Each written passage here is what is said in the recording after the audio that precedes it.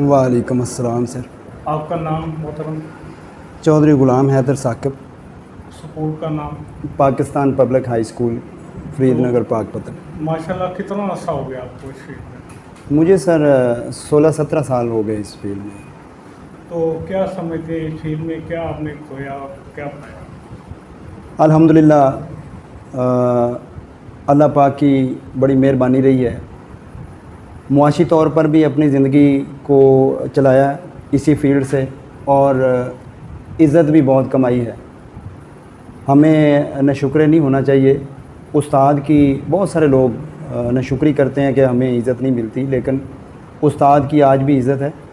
जिसने मोहब्बत के साथ, खुलूस के साथ अपने बच्चों के साथ काम किया है, उनके बच्चे अपने उस्ताद की बहुत इज़्ज़त करते हैं। अल्हम्दुलिल्लाह, अल्लाह ने बहुत इज़्ज़त दी इस फील्ड में।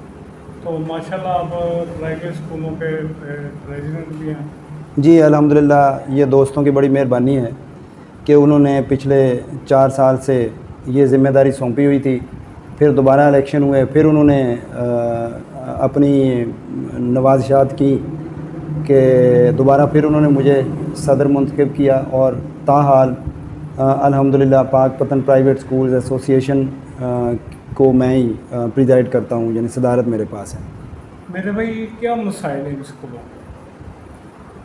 स्कूलों के सर यहाँ को 2-3 कैटेगरीज़ बन गई हैं स्कूलों की। पहले आज से को 15-20 साल पहले इस तरह कैटेगराइज़ नहीं हुआ था ये सिस्टम। अब कैटेगराइज़ होने के बाद एक कैटेगरी ऐसी है जो बहुत ज़्यादा मसाइल का शिकार है। बाकी कैटेगरीज़ को भी मसाइल का सामना है, लेकिन इनके लिए बहुत ज़्यादा मसाइल का सामना है इनको। वो कैटेगरी है जो दरमियाने तबके को स्कूल पढ़ा रहे हैं, दरमियाने तबके के बच्चों को। जिन स्कूलों का फ़ीस कैजुअल 1000, 1200, 1500, 2000 के राउंड अबाउट है, ये कोविड-19 के दौरान इन्होंने बहुत सफ़र किया है। इन स्कूलों का बहुत नुकसान हुआ है। हमने बारहा हुकूमत से भी गुजारिश की है, हुकूमत वक्त के साथ, कि इनके लिए कोई पैकेज अनाउंस करें वो, लेकिन बड़ी बदकिस्मती है कि उन्होंने इस सेक्टर के लिए अभी तक कोई ऐसा कदम नहीं उठाया कि इन लोगों को कुछ रिलीफ मिल सके। हम बहुत कुछ नहीं उनसे चाहते थे, सिर्फ यही चाहते थे कि कम से कम ये जो स्कूल हैं जिनमें मिडिल तबके के लोग पढ़ते हैं, क्योंकि इन लोगों ने अपने स्कूल वालों को फ़ीसें भी अदा नहीं की और स्कूलों वाले अपने मामलात को अच्छे तरीके से नहीं चला सके। अगर हुकूमत इन लोगों के लिए जो बिल्डिंग्स के किराए हैं, यही अगर हुकूमत अदा कर देती तो कम से कम बहुत सारे स्कूल ख़त्म होने से बच जाते। बदकिस्मती इनमें से बहुत बड़ी तादाद स्कूलों की सफ़र कर रही थी और कई स्कूल इसमें से ख़त्म हो गए। अगर कोई बचे हैं तो उन्होंने अपना बहुत सारा लॉस किया है, और इनका वजूद अभी तक वो कायम रख के बैठे हुए हैं। हुकूमत का साथ दे रहे हैं तालीम देने में। हुकूमत को अभी भी इन स्कूलों के मुस्तकबिल के बारे में इन लोगों के साथ मिल के इनके जो मसाइल हैं उनमें कुछ न कुछ पैकेज दे के इनको रिलीफ फराहम करनी चाहिए। तो मज़ीद क्या हुकूमत की पॉलिसी जो हैं वो सही हैं? पॉलिसियाँ हुकूमत की जो कोशिश कर रही है गवर्नमेंट, वो कुछ तो काबिल तहसीन है, कुछ हमें लगता है कि वो हमारे लिए ठीक नहीं है, लेकिन हुकूमत अपनी जगह पे काम कर रही है। हमारा मसला तो कोविड-19 के दौरान ये जो स्कूल हैं इनको मुआशी तौर पर जो धचका लगा है, हम तो उसी सिलसिले में हुकूमत से रिलीफ चाहते हैं कि हुकूमत हमें भी सपोर्ट करे, ताकि हम हुकूमत के शाना बिशाना ये जो तालीम का एक मुक़द्दस काम है उसको हम सर अंजाम देते रहें। तो मोहतरम, कई स्कूल ऐसे हैं जो क्लोज़ हो चुके हैं जी, इसकी क्या मेन वजह क्या थी?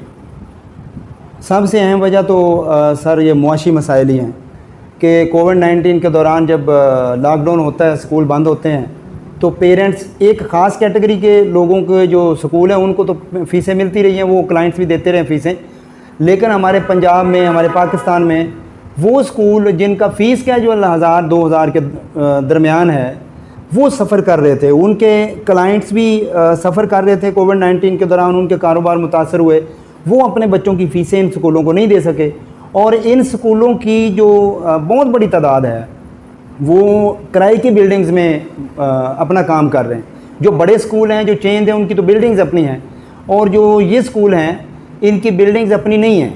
ये फ़ीस कम लेते हैं लोगों से, इनके पास इतने वसाइल नहीं है कि अपनी बिल्डिंग्स बना सकें, ये किराए की बिल्डिंग्स में काम कर रहे हैं।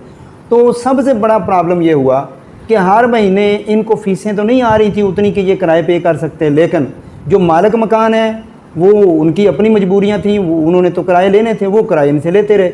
जो किराए नहीं दे सके वो स्कूल बंद कर गए। जो अफोर्ड कर सकते थे, जिनके पास को थोड़े बहुत वसाइल थे, वो अपने घर से उठा के किराए देते रहे और उन्होंने अपने आप को ज़िंदा रखा हुआ है। लेकिन बहुत बड़ा नुकसान हुआ है। इसमें इस सिलसिले में हुकूमत वक्त को बड़ी हमदर्दाना तरीके से इन पर गौर करना चाहिए। मुराद राज साहब से पहले भी हमने कई दफ़ा गुजारिश की है, बाकी तबका तो चल ही रहे हैं, लेकिन ये स्कूलिंग तबका जिसकी मैं बात कर रहा हूँ, इनके लिए उन्हें बतौर ख़ास गौर करना चाहिए और इनके लिए कोई रिलीफ पैकेज का ऐलान करना चाहिए। वो इनके लिए जितने महीने लॉकडाउन रहा है, इनके लिए वो जो बिल्डिंग्स के किराए हैं उनको को पैकेज इनको दे दें, तो ये इनके काफ़ी सारे मसाइल हल हो सकते हैं इंशाल्लाह। बच्चों के वालिदैन को पैगाम दें अपने स्कूल की तरफ से। बच्चों को के वालिदैन को मैं यही रिक्वेस्ट करना चाहूँगा, बच्चों का बहुत नुकसान हो गया, अब उनको संजीदा होना चाहिए। बदकिस्मती ये है कि हमारे बच्चों के पेरेंट्स भी नॉन सीरियस हुए पड़े हैं। इतनी छुट्टियां करके फिर भी वो छुट्टियों की आस लगा के बैठे होते हैं और वो अपने बच्चों को स्कूल भेजने के लिए जिस तरीके से उन्हें अटेंटिव होना चाहिए, जिस तरीके से उन्हें काविश करनी चाहिए, वो उस तरीके से हमें नज़र नहीं आ रही। हमें उनका तावन दरकार है ताकि जो पहले नुकसान हो चुका है बच्चों का, हम उस कमी को पूरा कर सकें और बच्चों को दोबारा उस ट्रैक पे लेके आ सकें जो पहले चल रहा था और बच्चों के तालीमी मामलात खुश उसलूबी से चल रहे थे।